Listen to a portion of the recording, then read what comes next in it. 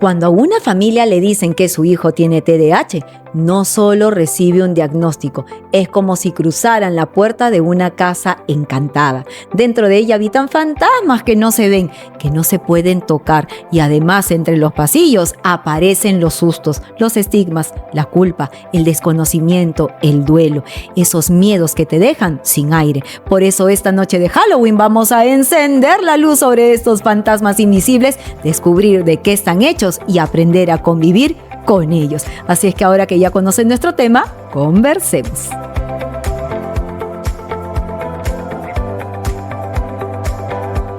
Muy buenos días, muy buenas tardes, muy buenas noches, mamá, papás, docentes que nos acompañan, familia TDAH, comunidad TDAH. Bienvenidos a Yo Te Escucho, el podcast familiar de psicología, educación y coaching para empoderar a todos los padres y docentes que desean aprender más sobre la vida de sus hijos y también sobre el TDAH, escuchando las experiencias vividas que van más allá de la teoría. Salimos todos los sábados con un episodio y contaremos con invitados consagrados que desde su experiencia compartirán tips y estrategias para todos ustedes. Todo esto y más, y mucho más, en Yo Te Escucho, tu neuropodcast hecho con cerebro.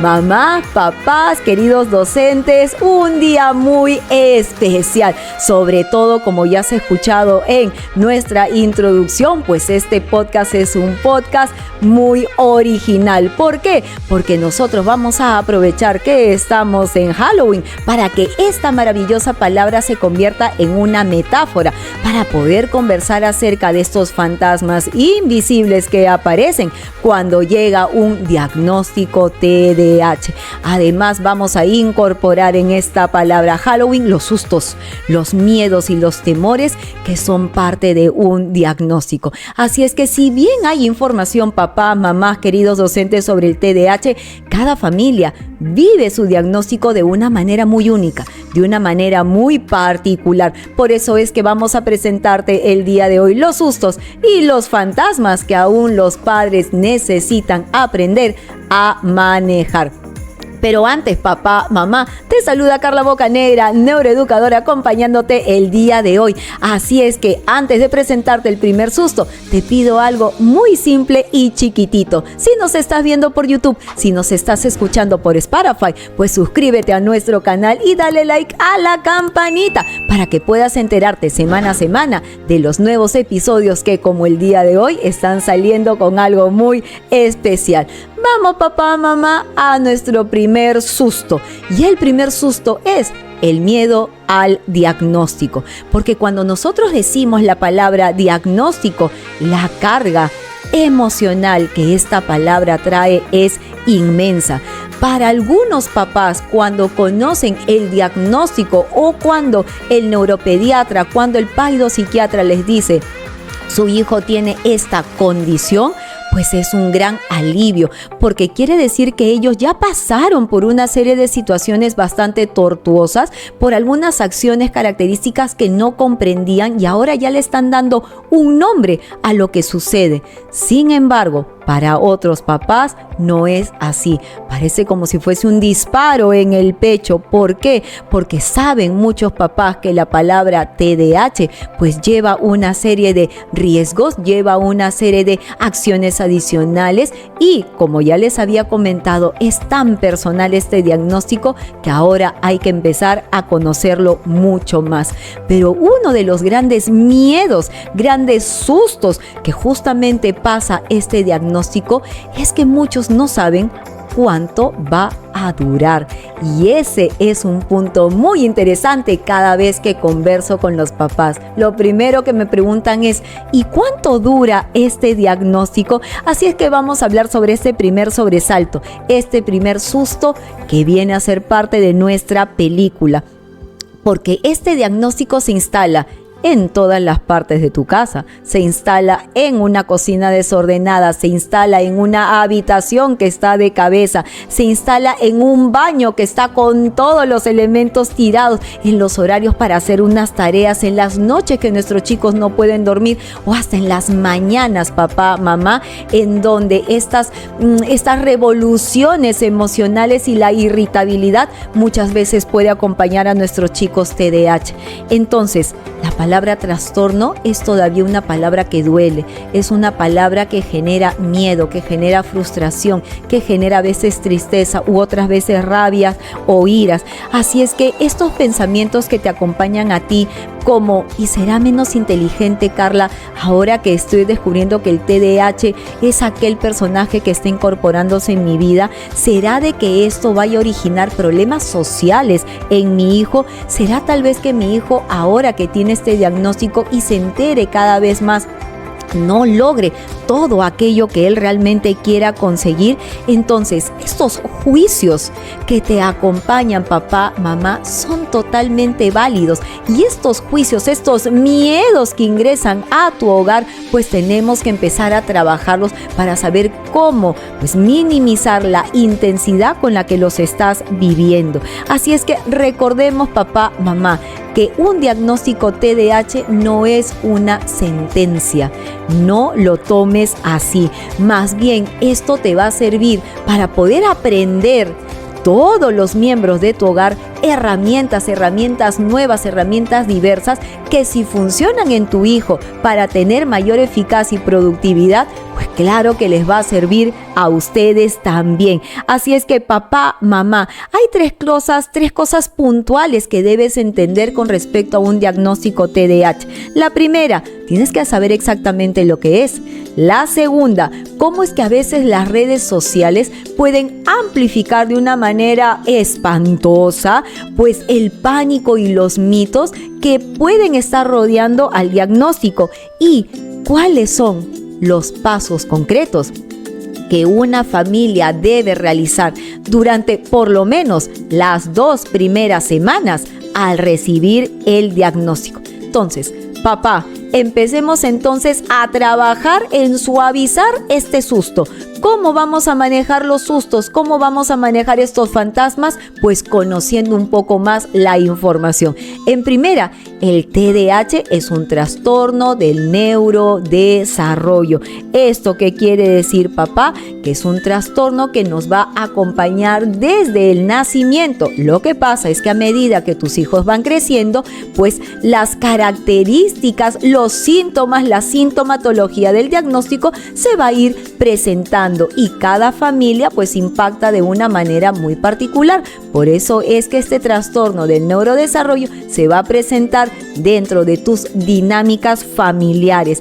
Este trastorno del neurodesarrollo afecta la atención, afecta la autorregulación, afecta el control de impulsos y va variando con niños y las niñas. Estamos aprendiendo que cada género pues lo va a expresar también de una manera muy particular.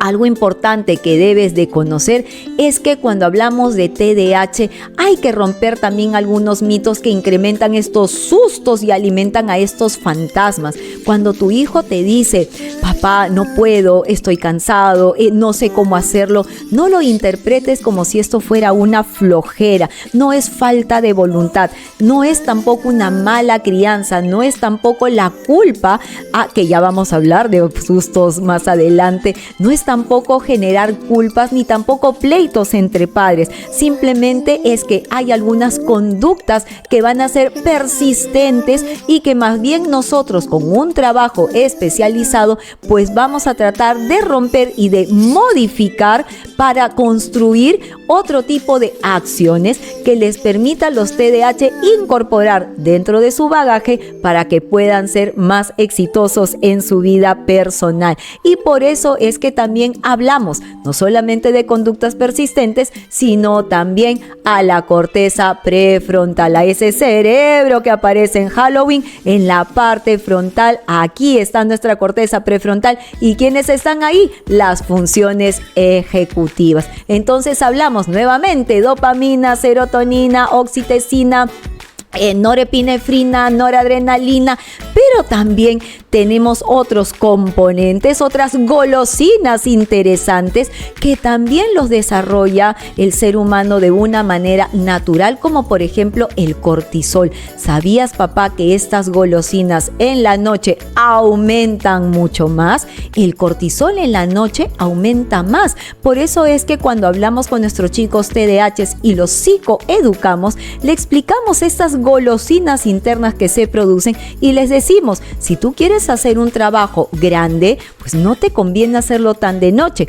porque el cortisol afecta tus funciones ejecutivas. En cambio, en la mañana el cortisol se produce menos. ¿Y eso qué significa? Que vas a tener una mejor memoria, mejor ganas, disposición, motivación, más dopamina disponible para poder generar las mejores acciones importantes. Entonces, papá, mamá, parte de los sustos y los miedos y los fantasmas es que estos fantasmas se alimentan de los miedos y los sustos y los pensamientos que vamos creando a medida que vamos observando y visualizando el comportamiento de nuestros hijos. Entonces es importante saber de que nuestros fantasmas se van alimentando o van consiguiendo este poder por ese tipo de situaciones que vamos trabajando desde casa. Y por eso es que también pongo sobre la mesa otra fuente de poder actual que también ayuda a que estos fantasmas crezcan más, como son las redes sociales.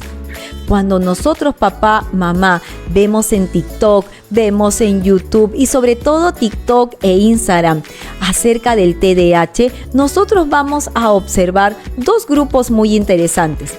Aquellas personas, mamis, que tienen el diagnóstico TDAH o que sus hijos tienen el diagnóstico TDAH y que comparten su experiencia, su día a día y sus vidas, pero no tienen este acompañamiento profesional.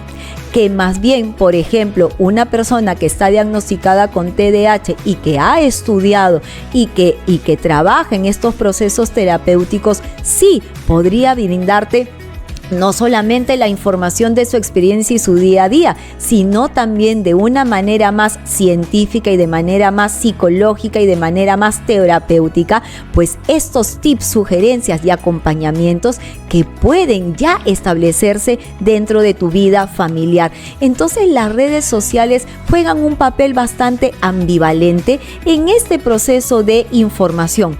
O las redes sociales te pueden salvar vidas porque vas a buscar la información de calidad, o pueden incrementar tu desinformación y creer que cierta información o contenido es verídico y al momento de trabajarlo en casa, pues llevarte mucho dolor y sufrimiento porque no se ajustó a lo que tú esperabas. A veces muchos papás y mamás aquí en el consultorio también comparten conmigo pues los diferentes contenidos que van viendo en TikTok y me preguntan, ¿esto es verdad? ¿Esto es fake? ¿Esto realmente funciona? ¿Esto no funciona? Y tienen toda la razón de hacer estas consultas y nosotros ya de una manera bastante científica y teórica pues les vamos explicando en el proceso. Pero nos gusta muchísimo, a diferencia de otras épocas, que sí, papis y mamis coloquen las diferentes experiencias de su vida cotidiana,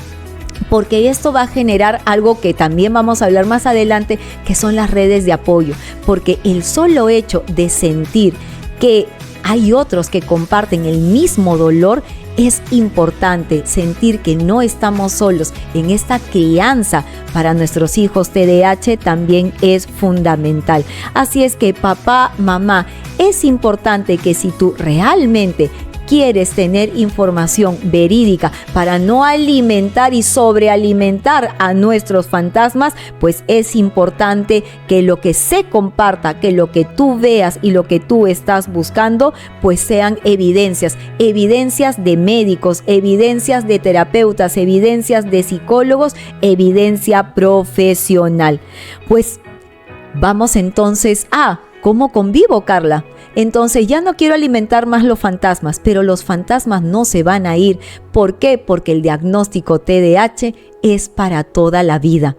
Entonces, Carla, los fantasmas, los sustos y los miedos van a ser parte de nuestra vida y nuestro hogar. Así es. ¿Cómo vamos a convivir con nuestros fantasmas? Pues voy a compartir contigo en este instante, y si quieres toma lápiz y papel, porque vamos a anotar 5 pasos para las primeras 2 semanas al momento de recibir el diagnóstico. Respira, porque te voy a ayudar. Así es que vamos a tratar de minimizar esos pensamientos catastróficos. Toma nota, papá, qué hacer en las primeras 2 semanas al haber recibido tu diagnóstico TDAH. En primera, la validación. Validación emocional inmediata. Tanto para ti como padre, como también para tu hijo, porque aunque tú no lo creas, dependiendo de la edad, el impacto de saber que tu hijo tiene un diagnóstico es importante, porque también va a entrar en una situación de incertidumbre.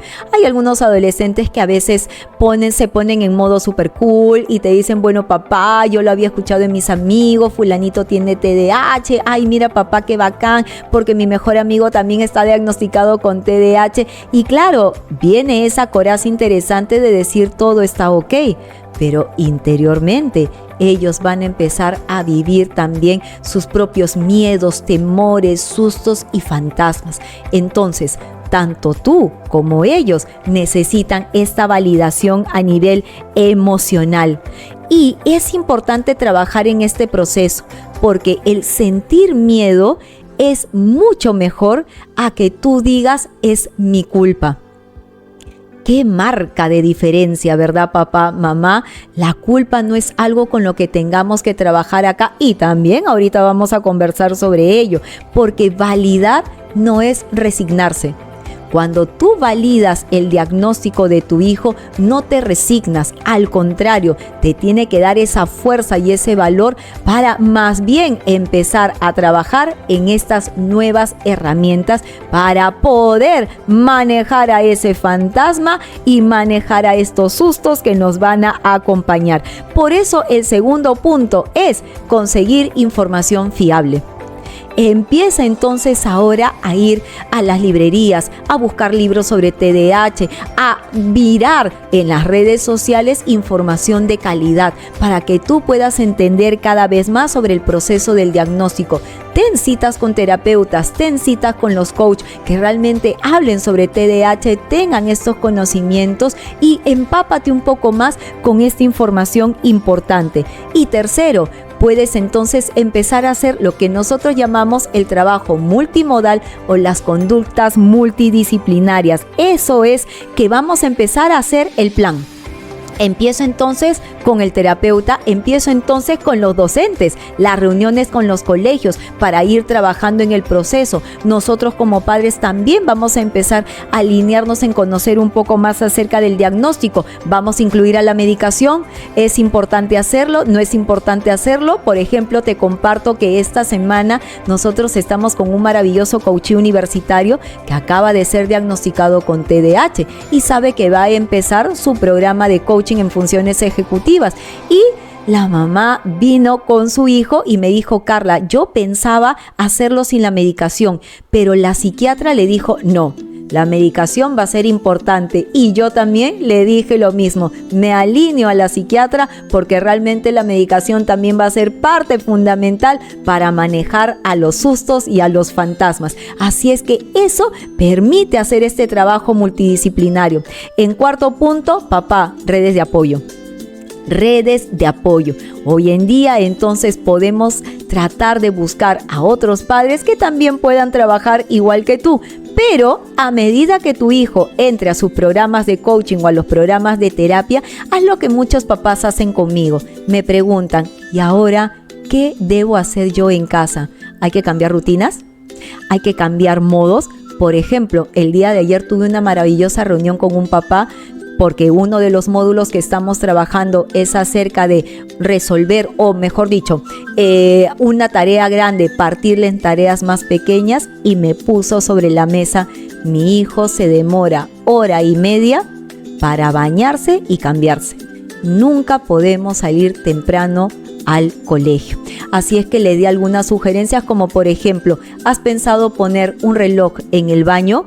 Dijo, vaya, qué buena idea. Estamos cambiando rutinas. Estamos cambiando pues maneras de haber trabajado antes de forma conductual en casa a conductas nuevas. Entonces, si tú te animas a seguir estos pasos, va a ser genial. Y es más, le dije al papá, vamos a probar esta estrategia del reloj durante 2 semanas. Es decir, los cambios no solamente se dan al aire, tienen que ser cambios que sean medidos en el tiempo para que podamos ver cuán significativo ha sido para nuestro hijo. Y si no funciona, pues tenemos que tratar de buscar otra. Espero, papá, mamá, que este primer susto te haya gustado muchísimo y ya sabes cuál trabajar.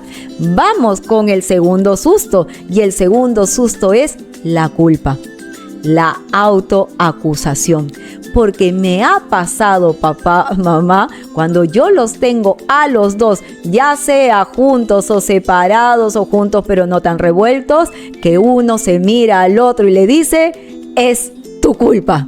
Mi hijo está diagnosticado con TDAH porque es tu culpa, porque tú eres la de los genes, porque tu familia es así. No, mira, lo que pasa es que tu familia ya viene con esta carga genética. Entonces, la culpa entre padres es muy normal visualizarlo cuando se ha dado el diagnóstico. Entonces, a veces también hay otros pequeños sustos que alimentan a los fantasmas, como por ejemplo, y Carla, ¿será que tiene TDAH porque yo le grito mucho?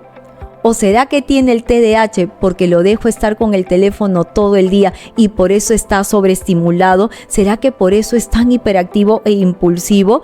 ¿O será tal vez, como lo acabamos de mencionar, porque yo soy así y yo no me había dado cuenta, pero es que yo funciono así? No pensé de que esto sí podía repercutir tan negativamente en mi hijo.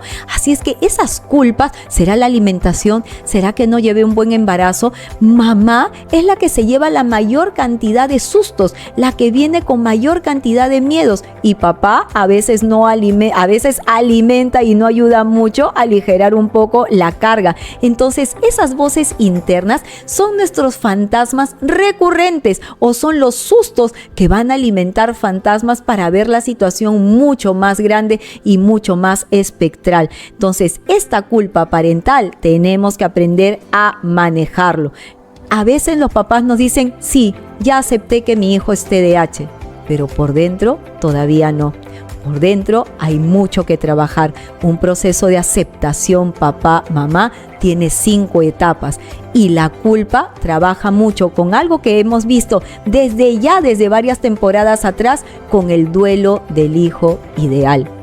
La culpa también marca un hito importante porque papá tenía expectativas, porque mamá tenía expectativas que ahora con el diagnóstico tal vez, según ellos, no se pueda dar.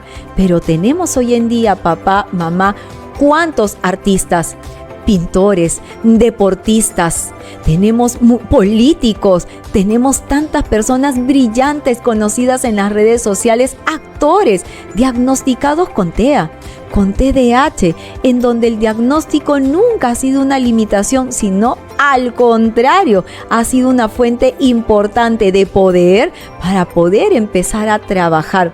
Te cuento, por ejemplo, papá, mamá, que estuvimos haciendo aquí en nuestra sesión uno de los puntos interesantes sobre el iceberg para poder analizar las fortalezas y los aspectos de mejora de una coachee, y estuvimos con su mamá.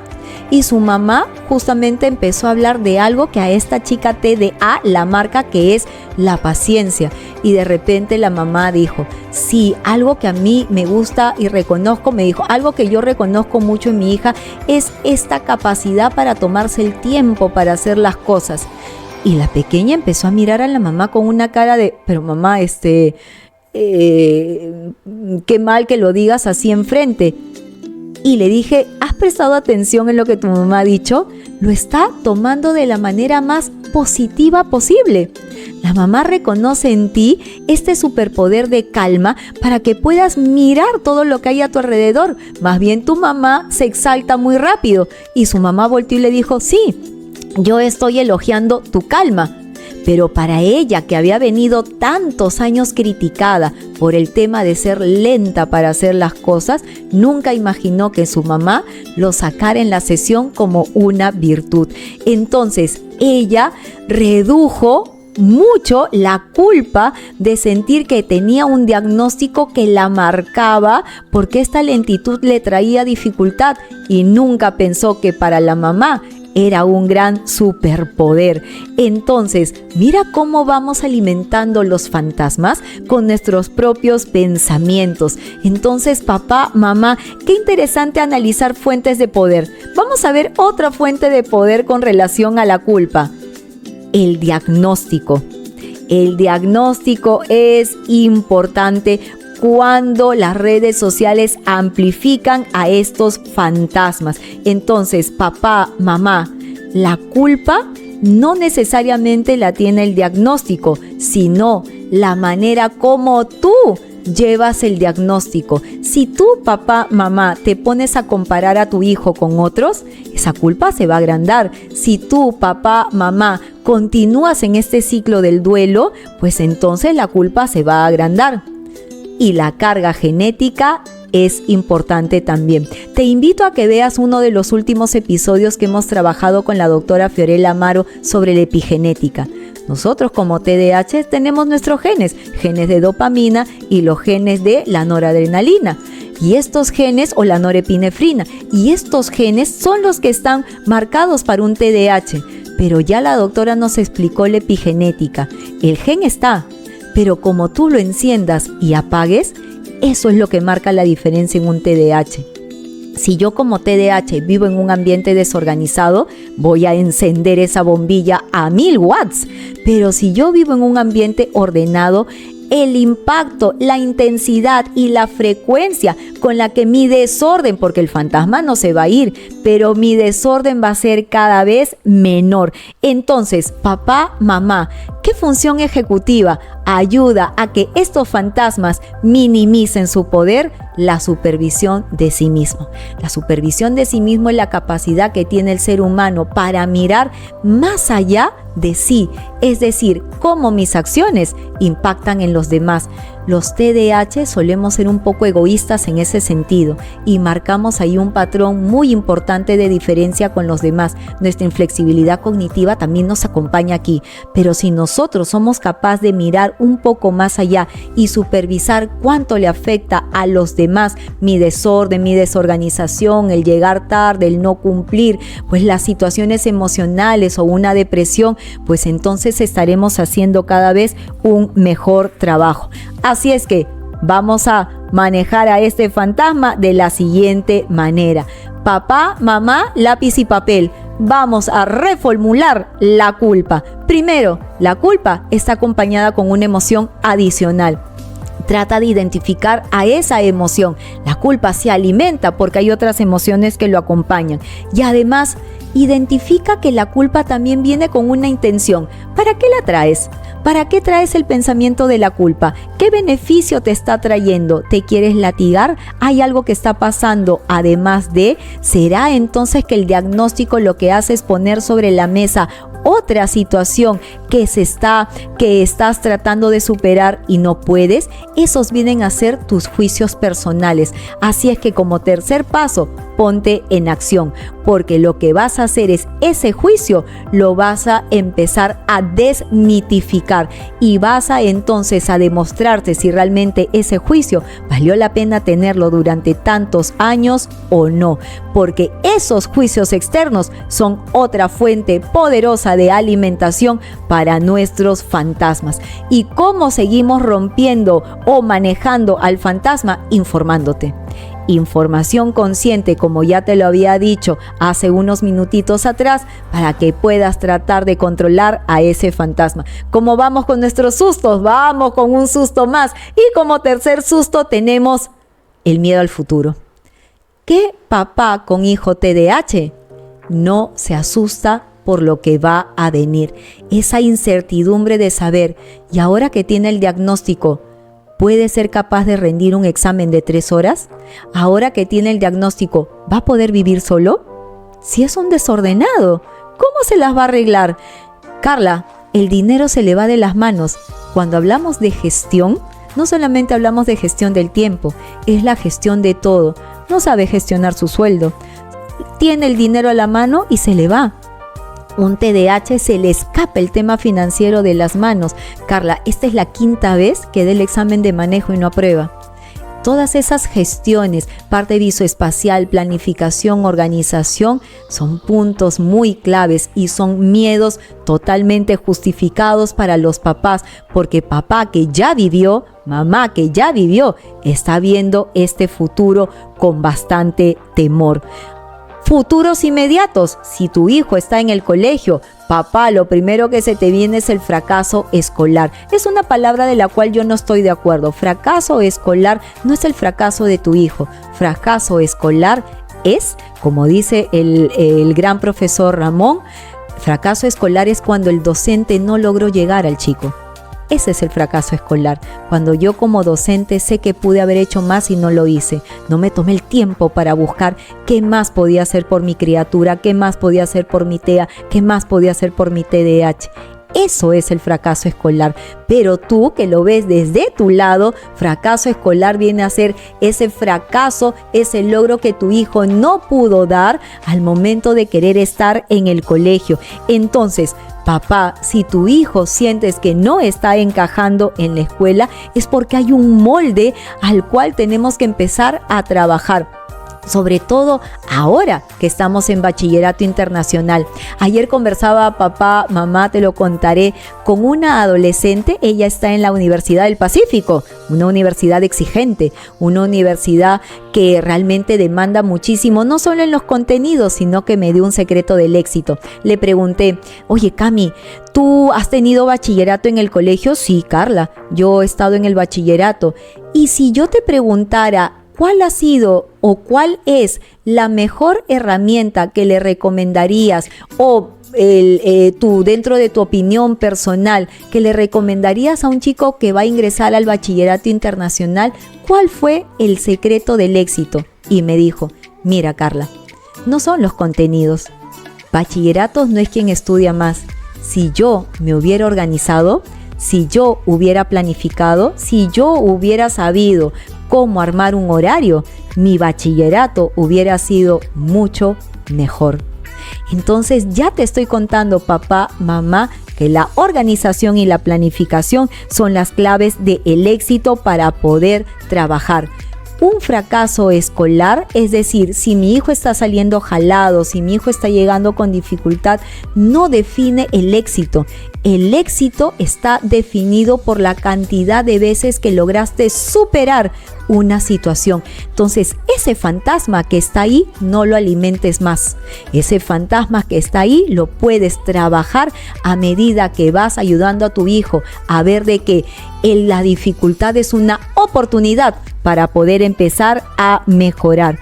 La otra fuente, su vida adulta, como lo habíamos mencionado. Así es que el crecer, papá, hace que nosotros también empecemos a generar expectativas. Y si nosotros los acompañamos desde pequeños con proyectos significativos como ordena tu habitación, como tiende tu cama.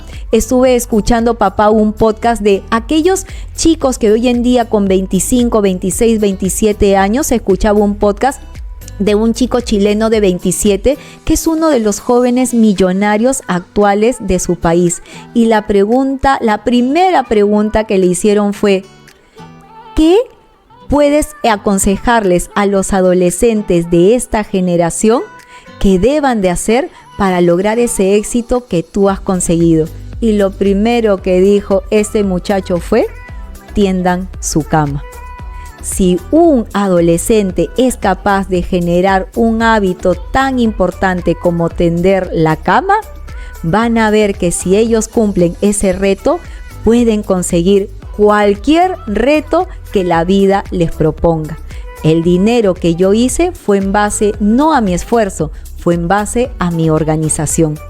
Qué interesante ver, papá, mamá, cómo los jóvenes del siglo XXI están viendo que la organización, que las funciones ejecutivas bien trabajadas son las claves del éxito para nosotros. Porque si eso es así, entonces ellos van a poder trabajar en otra fuente de energía que tú le das al fantasma, que es la falta de autonomía. Papá, Papá, mamá, la autonomía no es un gen que se activa en la adolescencia porque uno ya tiene 11, 12, 13 años.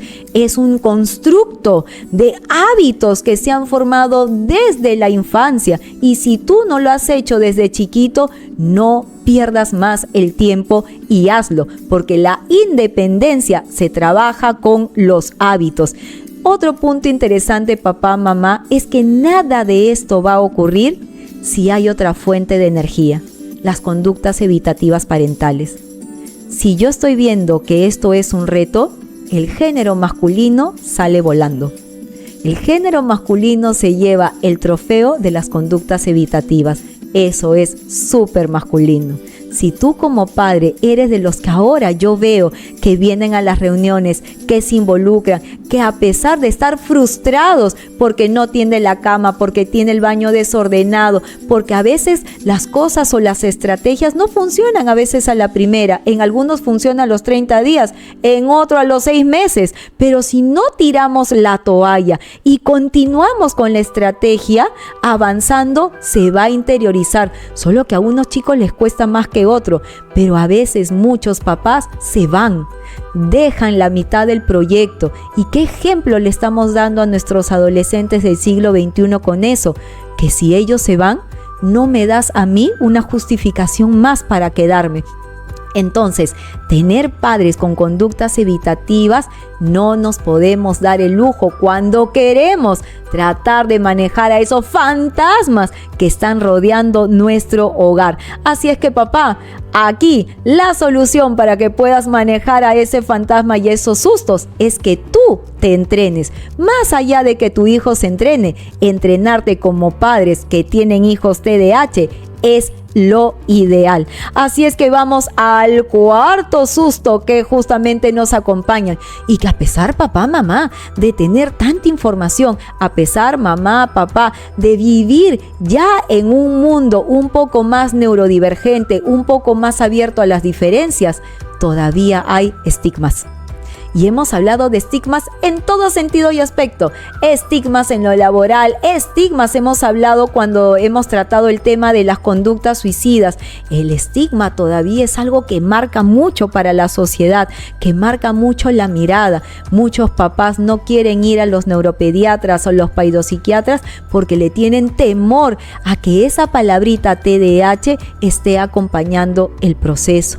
Entonces, igual, por ejemplo, no solo TDAH, con la palabra TEA, también el estigma marca mucho el avance para las mejoras a futuros. Entonces, la primera fuente de energía para el fantasma es que te sigue importando las opiniones de los demás.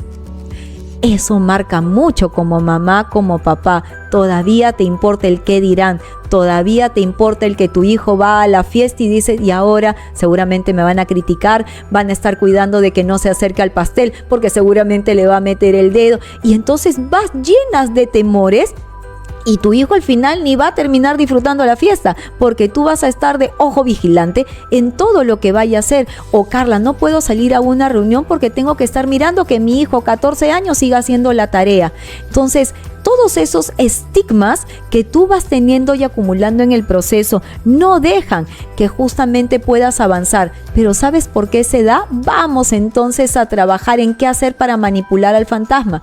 Entrenarte justamente para estos casos específicos y que tu hijo reciba un acompañamiento, profesor particular, sus terapias, para que ellos sean los terceros. Es decir, cuando ellos ya van llegando a la etapa adolescente, siempre es importante tener un tercero, alguien que medie la situación, porque tu papá, mamá, cuando no tienes a ese tercero, la relación padre-hijo se va a desgastar. Y eso, recuperar, acuérdate de mí, es muy difícil. Por eso es importante que tú trabajes en ese proceso y que dejes también, papá, algunos pensamientos importantes que pueden ser también bastantes excusas para no poder generar afrontamiento como, ay, Carla, es que todos los niños son distraídos. esto es falta de límites, el 1, 2, 3, y ya vas a ver los chancletazos de la época de los 80, de los 70, de los 90. Acá mi productor todavía no sabe qué es un chancletazo, pero los chancletazos ochenteros y setenteros, pues era fundamental que TDAH ni TDAH, acá un 2, 3 y se acabó. Entonces ya no estamos en esas épocas y ya tenemos que empezar a trabajar en entrenarnos un poco con este proceso. Entonces, papá, mamá, qué importante es para nosotros poder saber de que estos sustos pues van a trabajar a nuestro favor. Pero otro susto que tiene que trabajar a nuestro favor, es decir, a controlar, es la medicación. Ese es un gran susto para las familias. ¿Lo medico o no lo medico? No, Carla, no lo quiero medicar porque sabes que la medicación es algo que no funciona, la medicación lo va a tener aletargado, no, ¿para qué lo voy a medicar? Si la medicación es algo que no quiero, no necesita, cuesta mucho, no puedo acceder a una medicación, los fármacos es algo que le puede ser contraproducente, los efectos secundarios, Carla, temen de que su hijo esté drogado, que su hijo sea dependiente a todos los fármacos o que simplemente lleve una vida bastante robotizada, pero no, papá. Como ya te comenté en el caso de mi coachí con su mamá que vino con la medicación que está aprobada por la FDA, pues no tiene ningún efecto en ese sentido. No hay un tema de dependencia a las drogas por ello. Al contrario, va a ayudar en favorecer a tus funciones ejecutivas porque necesitamos algo muy importante, la atención. Así que impacta en la memoria, en tu dopamina, en tu noradrenalina para generar atención focalizada y atención sostenida. Y si ellos atienden, van a estar más motivados para poder empezar a trabajar. Así es que el último susto que te presento es la falta de conocimiento docente.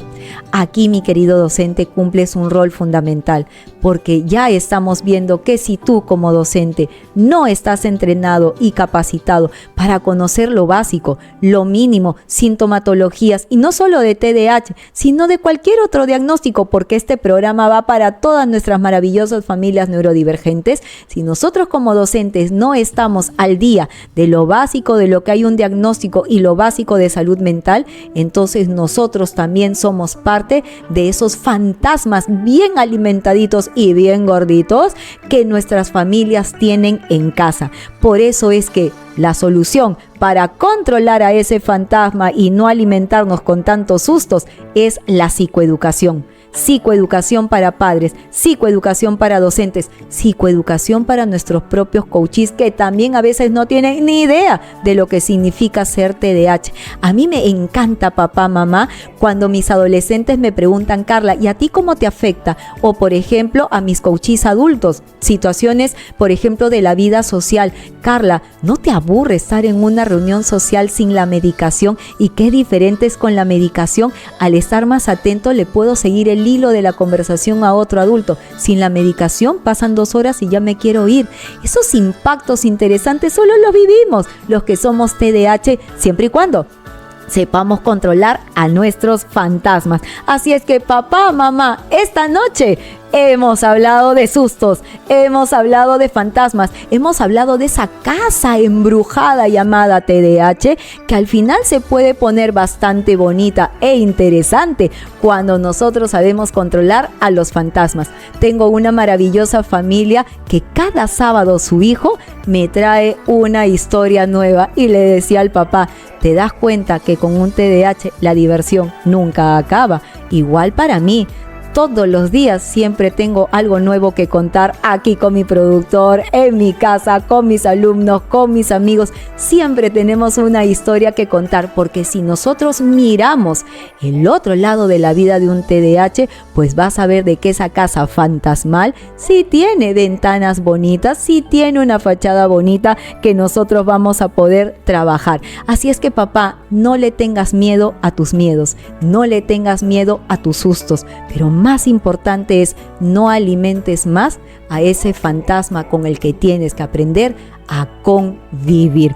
Así es que espero que te haya gustado el episodio del día de hoy, papá, mamá, y ya sabes, nuevamente invitándote a que te suscribas a todas nuestras redes sociales también. Búscanos por Facebook, por YouTube, por Spotify, por TikTok. Vamos a estar aquí acompañándote por Instagram, leyendo siempre tus mensajes y tus DMs. Yo soy Carla Bocanegra, neuroeducadora. Te dejo un abrazo fantasmal inteligente y te deseo buen fin de semana. Hasta pronto. Hasta pronto con todos.